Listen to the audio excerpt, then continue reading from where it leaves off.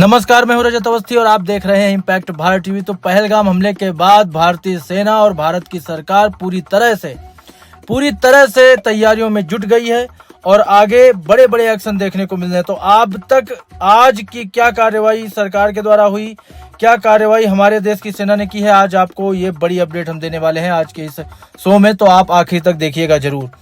तो आपको जैसा कि पता है, मैं बता रहा हूं, लगातार 3 दिन से आपको बता रहा हूं, पूरी एक अपडेट पहलगाम हमले के बाद की दे रहा हूं मैं आपको। तो पहले आपको मैं थोड़ा सा इसमें आगे बता देता हूं कि जब ये हमला हुआ था उसका कैसे पूरा मैं आपको विस्तार से भी आगे बताने वाला हूं, लेकिन अभी मैं आपको कुछ अपडेट दे देता हूं। पहले इस हमले के बाद में प्रधानमंत्री नरेंद्र मोदी ने सऊदी अरब का दौरा बीच में छोड़कर दिल्ली लौटने की आपातकाल बैठक की थी। उन्होंने कहा हमलावरों को ऐसी सजा दी जाएगी जिनकी उन्होंने कल्पना नहीं की थी। ये बड़े बयान है प्रधानमंत्री मोदी के। वहीं गृह मंत्री अमित शाह ने हमले की रात श्रीनगर में हाई लेवल मीटिंग की और पीड़ितों से मुलाकात भी की। वो बैसरन घाटी का हवाई दौरा भी कर चुके हैं। वहीं रक्षा मंत्री राजनाथ सिंह ने तीनों सेनाओं के प्रमुखों के साथ 150 मिनट की बैठक की, जिसमें सैन्य विकल्पों पर भी चर्चा हुई है। उन्होंने आतंकियों और उनके आकाओं के समूल नाश का ऐलान भी कर दिया था। वहीं CCS cabinet committee on security की बैठक में 5 बड़े फैसले भी लिए गए थे, आपको मैंने बताया था कल, जिसमें 65 साल पुरानी सिंधु जल संधि को निलंबित कर दिया गया, अटारी वाघा बॉर्डर को बंद कर दिया गया और पाकिस्तानी उच्चायोग को भी बंद कर दिया गया है। और इसके बाद जम्मू कश्मीर सरकार ने मृतकों के परिवारों को 10 लाख रुपए और घायलों को 1-1 लाख रुपए की आर्थिक मदद देने का ऐलान भी किया था। वहीं सेना की कार्रवाई आपको बता देते हैं। इस वक्त की सबसे बड़ी खबर, भारतीय सेना के जवानों ने जो आतंकी थे उनके घरों को उड़ा दिया है। वो घर तलाशी लेने गए थे, वहां पर उन्हें एक्सप्लोजिव मिला, उसे डिफ्यूज करने की कोशिश की गई, उसके बाद वो घर तहस नहस हो गए, घर उड़ा दिए गए। भारतीय सेना, सीआरपीएफ और जम्मू कश्मीर पुलिस ने बैसरन घाटी के घने जंगलों में सर्च ऑपरेशन शुरू कर दिया है और लगातार आतंकियों का इनकाउंटर जारी है। एडवांस टेक्नोलॉजी और रडार का इस्तेमाल कर आतंकियों की तलाश की जा रही है।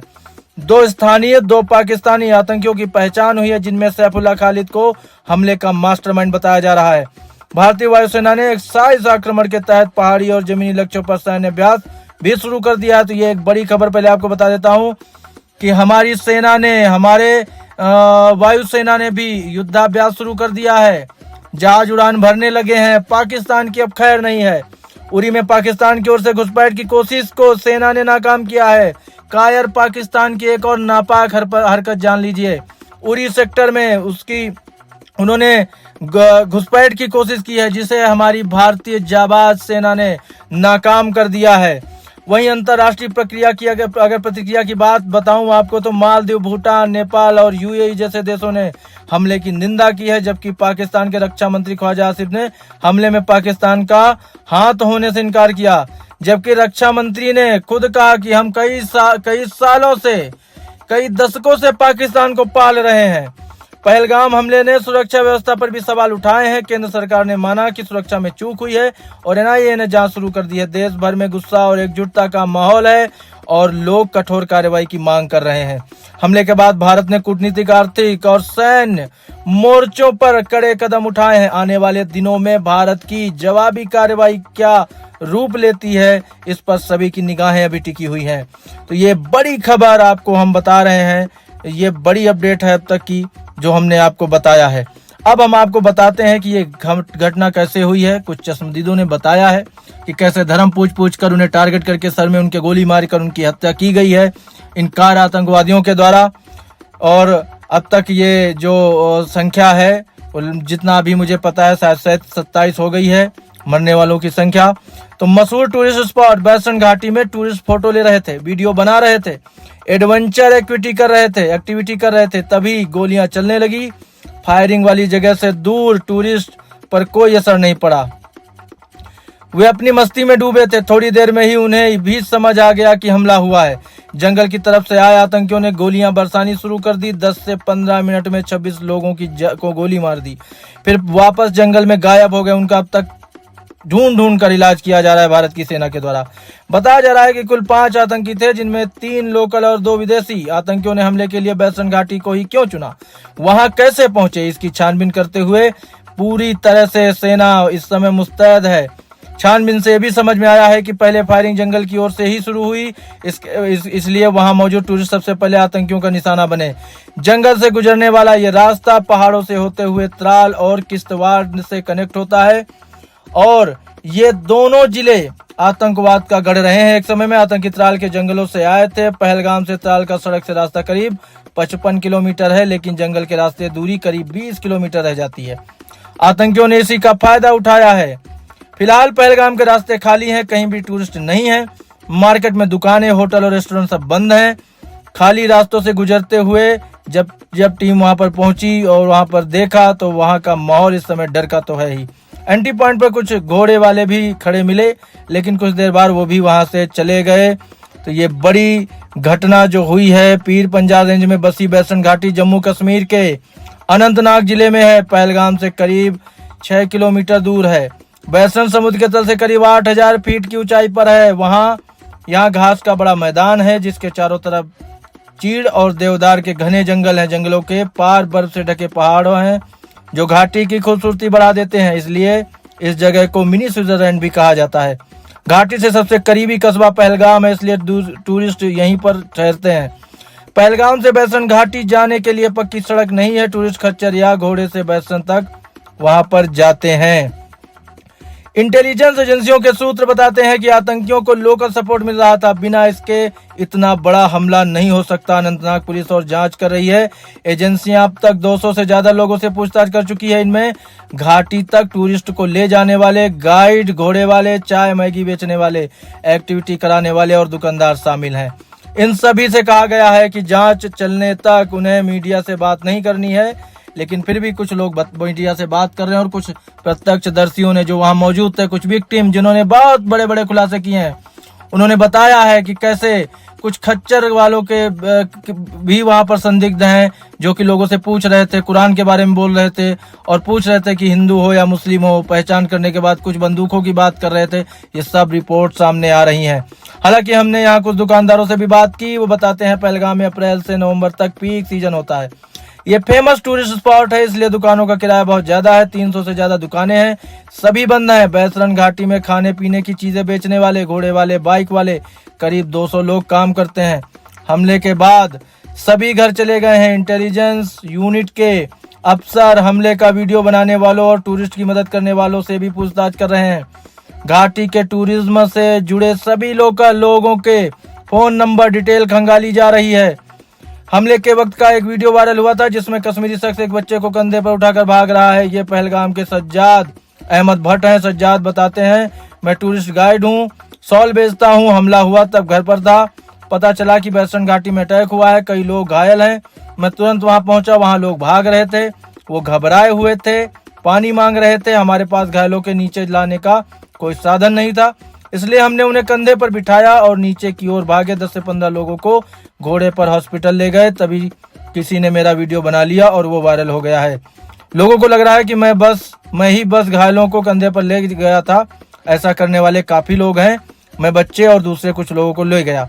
लेकिन ये बहुत ही सराहना की बात है कि कुछ ऐसे लोग हैं जिन्होंने ऐसी स्थिति में लोगों की मदद की है और कई लोगों की इसी वजह से जान भी बच पाई है। यहाँ से टूरिस्ट का कत्ल नहीं हुआ है, बल्कि कश्मीरियत का कत्ल हुआ है। सभी टूरिस्ट हमारे परिवार का हिस्सा थे। ये कौन समझेगा कि कश्मीर कितना गमगीन है, उन्होंने बताया है। सज्जाद की तरह ही नजाकत अहमद शाह ने 11 टूरिस्ट को बचाया।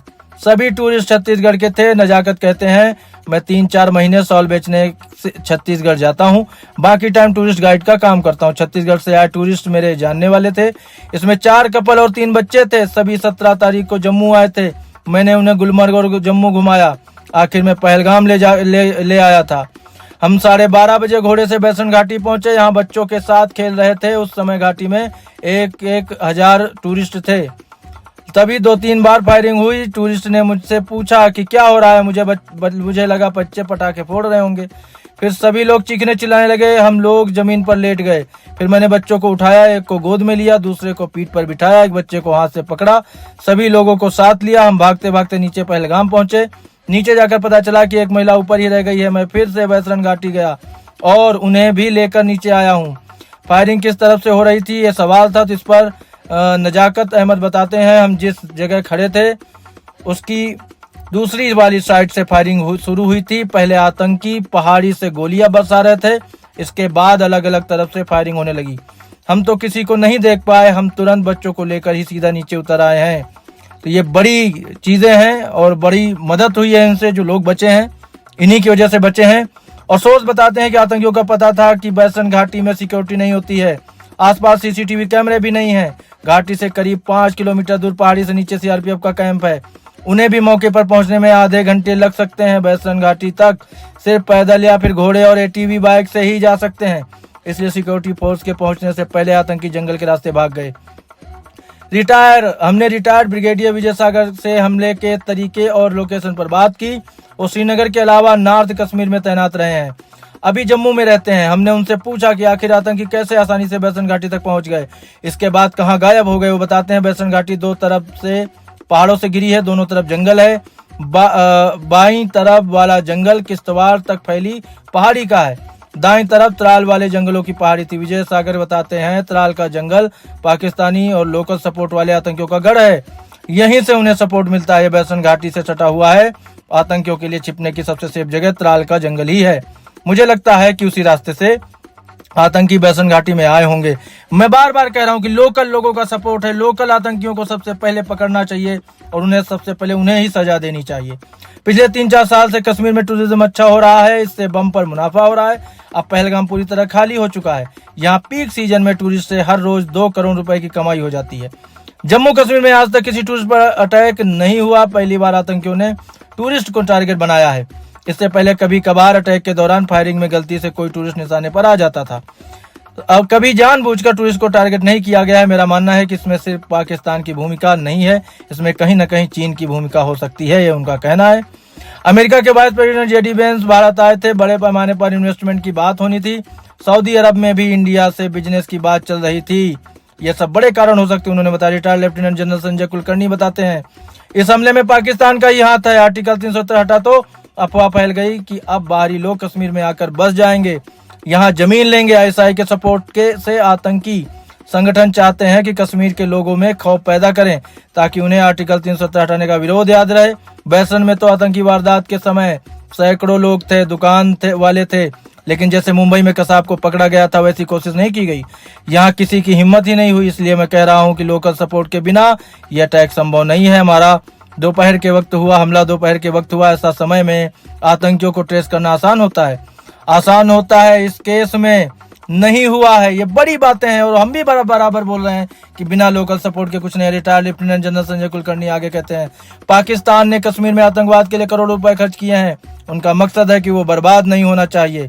पिछले 4-5 साल में टूरिज्म से लोगों की कमाई होने लगी है। इस घटना से आतंकियों ने लोकल कश्मीरियों को भी आगाह किया है। आप लोग सिर्फ पैसा कमाने में ध्यान में मत दीजिए, इससे उनके मकसद को भी, अपने मकसद को भी याद रखिए। हमले में शामिल आतंकी आदिल हुसैन अनंतनाग का रहने वाला है। सूत्रों की माने तो आदिल 2018 में पाकिस्तान में आतंकी ट्रेनिंग लेने गया था। अंदेशा है कि वो नवंबर या दिसंबर 2024 में पुंछ राजौरी से सटे बॉर्डर से घुसपैठ कर कश्मीर में घुसा है। ये भी पता चला है कि वो पहाड़ियों में काफी समय तक छिपा रहा। सुरक्षा एजेंसियों ने आदिल समेत 3 आतंकियों के स्केच भी जारी किए हैं, जो हमने आपको दिखा दिए हैं पहले ही। वहीं प्रधानमंत्री नरेंद्र मोदी ने बिहार में एक सभा के दौरान मैं बहुत स्पष्ट शब्दों में कहना चाहता हूं, इन आतंकियों को और इस हमले की साजिश करने वालों को उनकी कल्पना से बड़ी सजा मिलेगी और उसका असर दिख रहा है। भारत लगातार कड़े फैसले ले रहा है, सजा मिलकर रहेगी। अब आतंकियों की बची खुची जमीन को भी मिट्टी में मिलाने का समय आ गया है, पीएम मोदी ने कहा। उन्होंने कहा 140 करोड़ भारतीयों की इच्छा शक्ति अब आतंक के आकाओं की कमर तोड़कर रख देगी। केंद्र सरकार ने गुरुवार को माना कि पहलगाम हमले में सुरक्षा चूक हुई है। सर्वदलीय बैठक के बाद संसदीय कार्य मंत्री किरेन रिजिजू ने कहा कि आईबी और गृह मंत्रालय के अधिकारियों ने मीटिंग में विपक्षी नेताओं को सुरक्षा में हुई चूक के बारे में जानकारी दी। विपक्ष ने कहा कि वो सरकार के साथ है। मीटिंग के बाद राहुल गांधी ने कहा कि हर एक्शन पर सरकार को पूरा सपोर्ट मिलेगा। राहुल कश्मीर पहुंचे हैं, वो अनंतनाग में हमले में घायल हुए लोगों से मुलाकात कर रहे हैं। भारतीय सेना प्रमुख जनरल उपेंद्र द्विवेदी आज यानी कि 25 अप्रैल को श्रीनगर में है। पहलगाम हमले के मद्देनजर वो सुरक्षा हालात की समीक्षा करेंगे। लोकल मिलिट्री फॉर्मेशन के टॉप कमांडर्स जनरल द्विवेदी को ब्रीफ करेंगे, साथ ही उन्हें कश्मीर और नियंत्रण रेखा LOC पर चलाए जा रहे एंटी टेररिस्ट ऑपरेशन की जानकारी भी देंगे। इस्लामाबाद में भारतीय हाई कमीशन के बाहर हंगामा हुआ। पाकिस्तानी जर्नलिस्ट फरहाद अली ने सोशल मीडिया एक्स पर इसका वीडियो शेयर किया। हाई कमीशन के बाहर काफी संख्या में लोग जमा हो गए थे। गेट तोड़कर अंदर घुसने की कोशिश की। हंगामा करे लोगों ने भारत विरोधी नारे लगाए हैं। तो पाकिस्तान बाज नहीं आ रहा है अपनी हरकतों से। और सबसे बड़ी खबर आपको हमने आज की दे दी है। इस पूरी घटना पर हम लगातार नजर बना करके रखे हुए हैं।